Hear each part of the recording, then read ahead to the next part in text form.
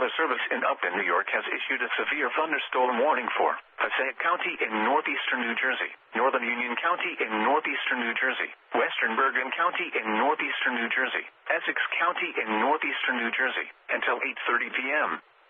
At 7:48 p.m., severe thunderstorms were located along the line extending from Unionville to Peletown to near 5 Points, moving southeast at 50 miles per hour.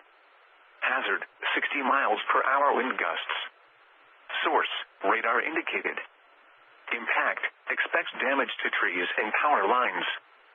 Severe thunderstorms will be near Upper Greenwood Lake around 8 p.m.